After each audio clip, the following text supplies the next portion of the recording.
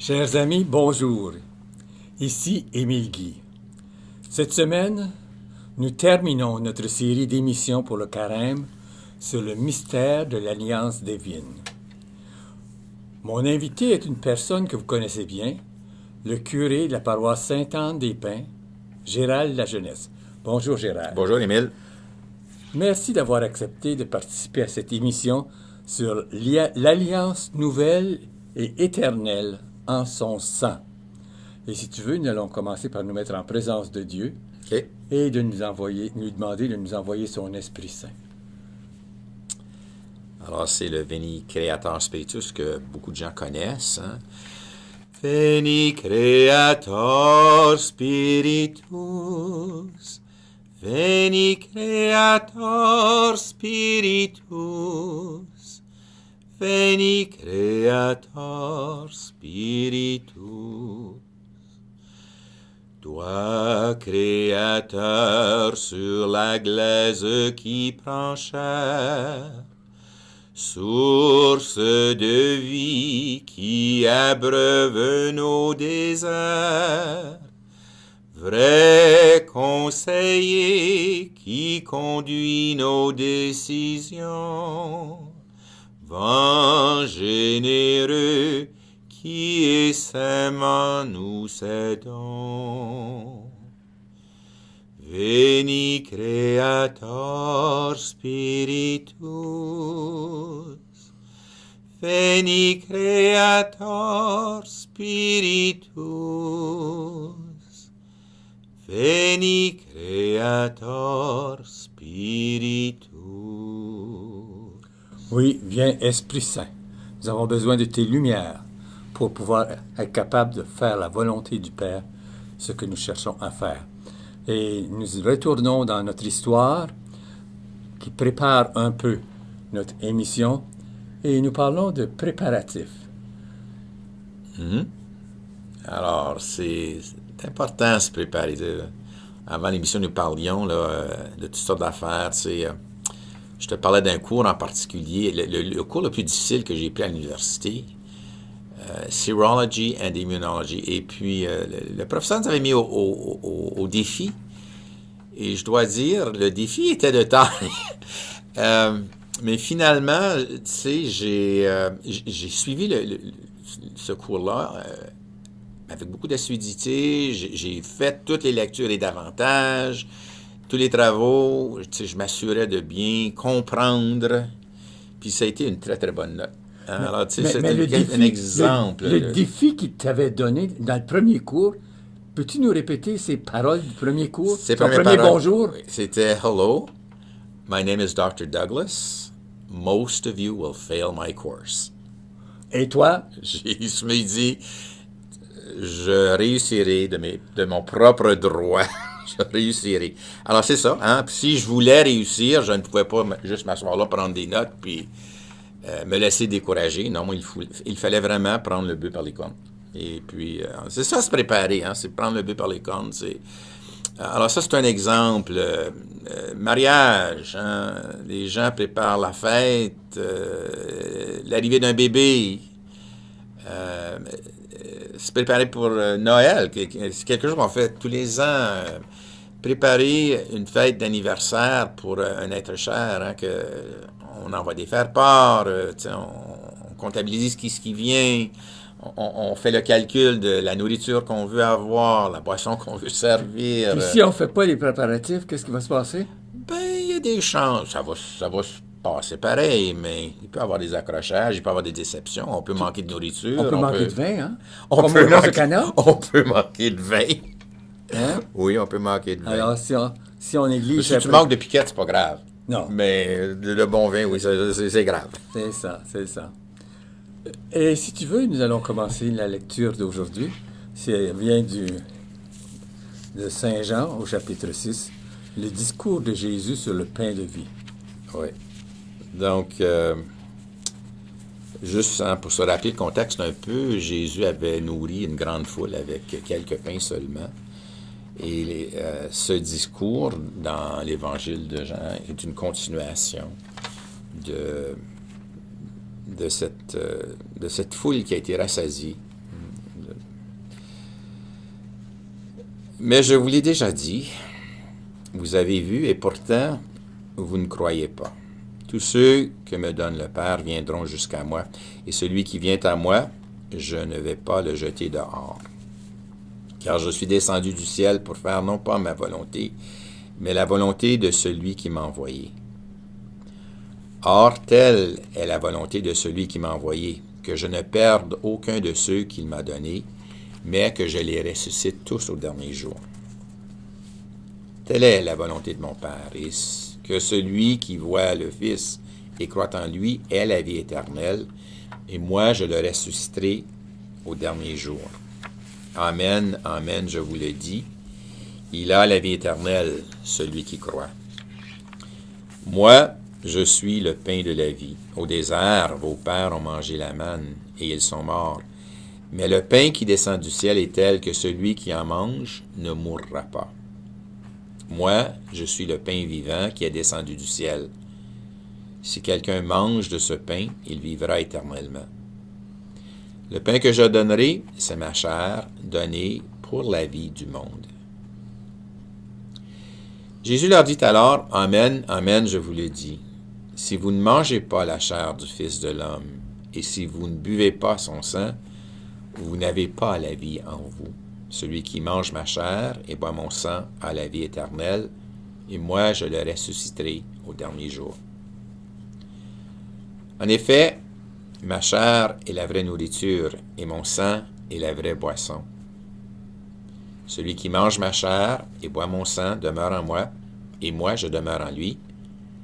De même que le Père qui est vivant m'a envoyé, et que moi je vis par le Père, de même celui qui me mange, lui aussi vivra par moi. Tel est le pain qui est descendu du ciel. Il n'est pas comme celui que vos pères ont mangé. Eux, ils sont morts. Celui qui mange ce pain vivra éternellement. Voilà ce que Jésus a dit, alors qu'il enseignait à la synagogue de Capharnaüm. Acclamons la parole de Dieu. Louange à toi, Seigneur Jésus.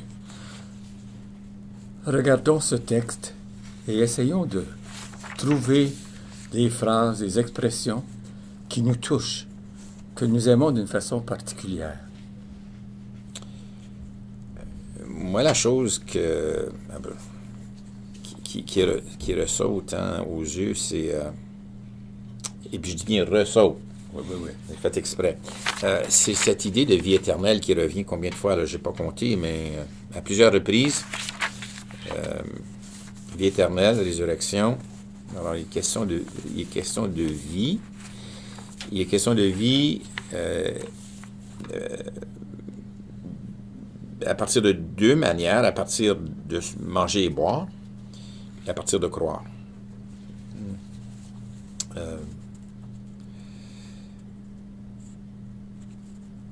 Il est question de Jésus qui vient, pas pour lui-même, mais qui vient, si on me permet l'expression, il vient en tant qu'ambassadeur, il vient au nom de quelqu'un d'autre. Parce qu'on dit à plusieurs reprises, telle est la volonté de celui qui m'a envoyé. Telle est la volonté de mon Père. Hein? La volonté de celui qui m'a envoyé. Alors, il ne vient pas en son nom personnel. Non. Il a été envoyé. Oui. Il a été envoyé, c'est... Je veux dire, c'est un drôle d'envoi différent des autres envois. C'est pas comme les prophètes, par exemple. Il y a eu l'acquiescement volontaire, libre de Jésus, d'abord parce que il est dans l'intimité du Père, il est Dieu, donc il y a cette concordance parfaite entre le Père, le Fils et l'Esprit. Donc il n'y a pas des accords, hein, c'est vraiment un assentiment de plein droit. C'est la volonté du Père, mais c'est aussi sa volonté à lui. Oui. C'est la même volonté. Donc, tu sais, et cette même volonté, c'est par... comment est-ce que je pourrais dire ça? Ce qui me vient à l'idée, là, c'est comme si il y avait une poulie entre le Père et le Fils, et la poulie, c'est l'Esprit. Cet accord parfait, d'où la volonté du Père, c'est aussi la volonté du Fils, mue par l'Esprit qu'il je ne veux pas être hérétique, là, mais qu'ils partagent et qu'ils engendrent les deux. C'est le même esprit qui est l'esprit des deux. C'est pas juste l'esprit du Père, c'est pas juste l'esprit de Jésus, c'est le même esprit des deux. C'est le mystère de la Trinité, dans le fond. Mais, ouais, c'est ça. Alors, oui, Jésus ne vient pas de lui-même, et en même temps, il vient de son propre accord, qui est l'accord du Père. C'est pas une mission comme les prophètes ont reçu. C'est vraiment différent. Alors, la volonté du Père, c'est aussi la volonté de Jésus. Et cette volonté-là existait depuis le Big Bang. Ben, le Big Bang est avant, parce que Dieu était là avant le Big Bang. Le Big Bang, c'est 10 milliards d'années et un peu. Mais déjà, parce que si nous croyons que Dieu est là depuis toujours, il est là avant le Big Bang. Donc, Dieu est éternel. Et c'est bon de dire ça parce que le texte parle d'éternité. Oui. Alors, c'est drôle parce que... c'est drôle. C'est merveilleux. Je ne dis pas que c'est drôle, c'est merveilleux plutôt. Dieu est éternel depuis toujours. Hein? Et ce que Jésus veut faire en accomplissant la volonté du Père, c'est qu'il veut que nous nous insérions dans l'éternel, alors que nous ne sommes que... Nous avons un point de commencement, et peu importe là où on commence, Dieu veut nous avoir entrés dans son éternité.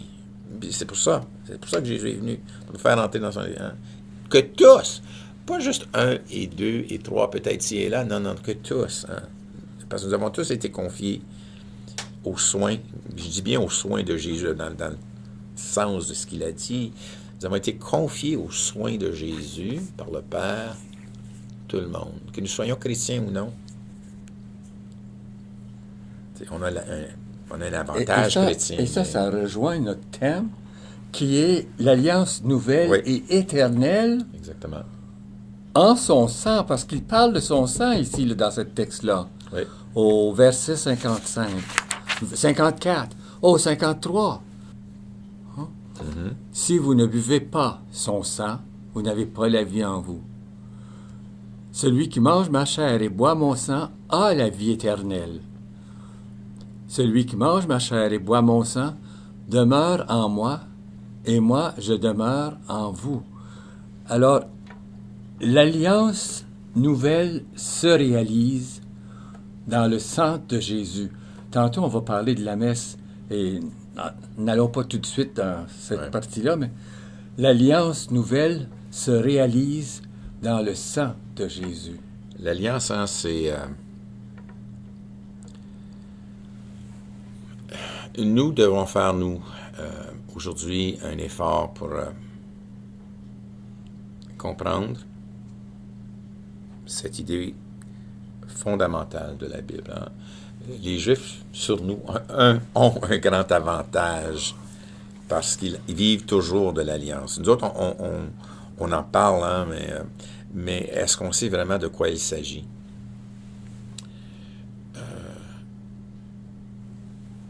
Dieu s'est allié avec nous. Puis le mot alliance, ça dit vraiment allié, ça veut dire attaché. Dieu s'est attaché à nous. Et déjà, le mot alliance a cette idée d'éternité parce que Dieu est éternel. Et si Dieu s'allie à nous, s'il conclut l'alliance, c'est parce que déjà, il nous voit, nous autres, qui avons une histoire biologique, terrestre, très définie. Il y a un commencement, il y a une fin. Mais Dieu ne veut pas que ce qu'il nous a donné ici, même 9 mois plus tôt, même avant, parce que déjà, on était dans son idée avant même. Mais enfin, il ne veut pas qu'on arrête là. Il veut que ça devienne juste, tu sais, un petit saut. Un petit saut. C'est un saut important, remarque bien, c'est le saut dans l'éternité, mais déjà, parce qu'il s'est allié avec nous, nous sommes déjà dans l'alliance, nous sommes déjà dans l'éternité, nous sommes... Et quand arrive la fin terrestre, notre mort, hein, c'est juste qu'on enjambe dans l'éternité, un peu comme on enjambe pour monter sur le trottoir, par exemple. Hein? On passe de la rue sur le trottoir. On passe de cette vie à la vie éternelle. Et ce qui, dans l'idée de ce qu'on explore aujourd'hui, hein, c'est le sang du Christ, son corps du Christ, aussi les deux, qui nous soutiennent pour pouvoir enjamber de ce qui est biologique, terrestre, à éternelle résurrection. Nous sommes déjà ressuscités. Ça, Saint Paul le dit, clair, clair, clair, nous sommes déjà ressuscités. Non pas de façon parfaite, mais nous sommes déjà ressuscités. Et la mort, donc, puisque nous sommes ressuscités, hein, la mort n'est qu'un... c'est un mot anglais qui me vient à l'esprit, mais c'est qu'un blip. Hein? C'est... Un passage. Un passage, c'est, tu sais, un petit rot. Puis, C'est ça. Est-ce qu'il y a quelque chose d'autre que tu aimerais dire au sujet de cette page d'Évangile? il y avait au tout début, là, puis là, je l'ai pu répéter, j'essaie de revoir. Hein, Jésus est descendu du ciel, non pas pour faire ma volonté, hein, mais pour la volonté de celui qui m'a envoyé. On en a parlé tantôt. Mais cette volonté, c'est quoi? C'est que je ne perde aucun. Et il y a cette ouverture universelle. Donc, pour moi, il y a une conséquence. Il faut que je regarde les autres de la même manière que Jésus, puis Jésus regarde le monde de la manière du Père, c'est que nous sommes tous enfants de Dieu. Hein. Je retourne, je l'ai dit à plus d'une reprise sur cette émission, ou dans les différentes émissions que j'ai faites, ce texte de la Genèse que j'aime tellement, Dieu nous a créés à son image, à sa ressemblance. C'est pour ça qu'il nous veut ressusciter. Puis pour que nous puissions ressusciter, il nous donne ce qui va soutenir déjà en nous la résurrection. C'est pour ça que le Fils est là. Hein. Il ne devient pas simplement ambassadeur, comme je dis tantôt, mais c'est lui qui soutient ce qu'il nous propose. Il nous propose la vie éternelle, mais voilà, je suis, moi, le pain, je suis la vraie boisson qui te permet de devenir ce que tu es au départ, créé à l'image et à la ressemblance de Dieu, et ce à quoi tu es appelé, être un vivant éternel, un ressuscité. Alors, pour qu'aucun se perde. Et si tu veux, on va aller au numéro 4. Dans notre petit groupe, j'avais une citation et j'aimerais que tu nous la lises, cette citation-là, numéro 4. On l'avait proposée pour nos petits groupes et ça devient comme une prière, ça. Ce pain que Jésus donne, c'est sa propre vie dans toute sa richesse et sa puissance, ô sagesse, ô mystère, ô intelligence, ô volonté, ô mémoire, ô amour, ô miracle, ô bonté. C'est grand, ça. C'est qu'on ne peut jamais utiliser un seul mot, une seule idée pour dire ce qu'est l'Eucharistie.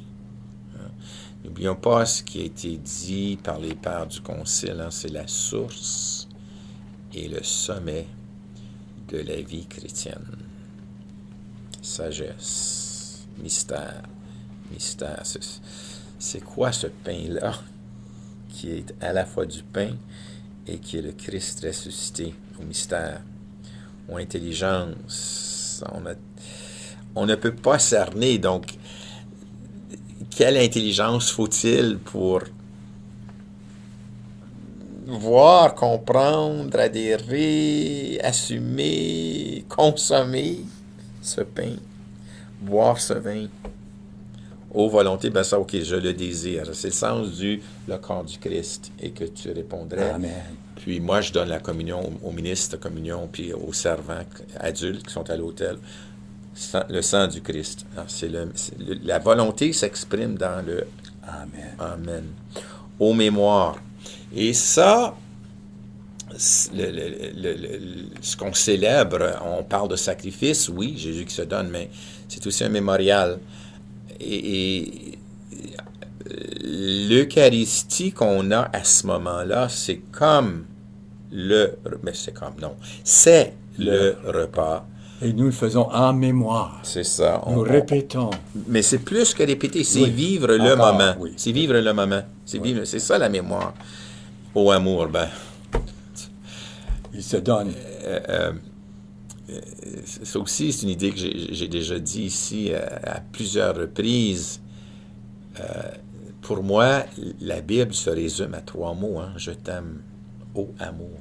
Ô amour. Au miracle. Comment ça se passe, ça? C'est quoi? Ô bonté.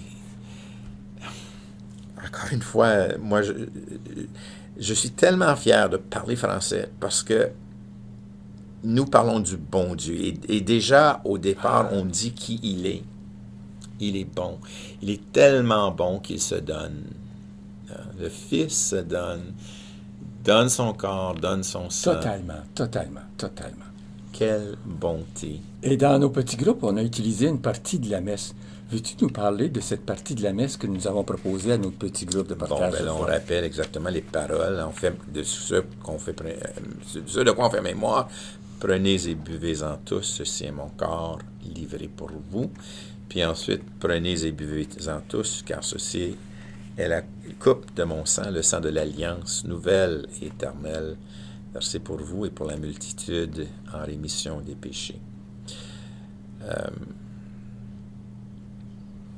Le péché est un mur que nous dressons entre Dieu et nous, entre les autres et nous. Puis souvent, c'est un mur à l'intérieur de nous, hein, parce qu'on ne veut pas se l'avouer, on ne veut pas le dire, on veut le cacher. Jésus veut briser les murs, hein, il veut remettre les péchés, il veut... Dans le fond, remettre, c'est enlever, c'est... Parce que nous remettre nos péchés, ben, je ne le veux plus. Mais c'est enlever le péché pour que le péché... pour que le mur tombe, pour que je puisse continuer à aller de l'avant. Aller de l'avant d'abord à ma propre rencontre, qui je suis comme enfant de Dieu, qui je suis créé à l'image et à la ressemblance de Dieu, qui je suis, donc, si je suis enfant de Dieu, marcher vers les autres. Puis dans le sens de ce que Jésus a répondu aux scribes et pharisiens qui lui demandaient quel est le premier des commandements, aime Dieu, aime les autres. Et donc, la remise des péchés que le sang de l'Alliance opère, ça me permet de venir à moi, de me voir tel que je suis. Reconnaître que je suis tellement aimé de Dieu. Reconnaître que Dieu m'appelle, donc marcher vers lui, mais reconnaître que je suis frère avec les autres et d'aller vers eux et de les laisser venir à moi. Et l'acclamation. Il est grand, le mystère de la foi. Ça, c'est une de 3 impossibles. Hein? Nous proclamons ta mort, Seigneur Jésus. Donc, dans la mort, c'est Jésus qui se donne. Puis, moi, cette parole de Jésus sur la croix, hein, Père, pardonne-leur.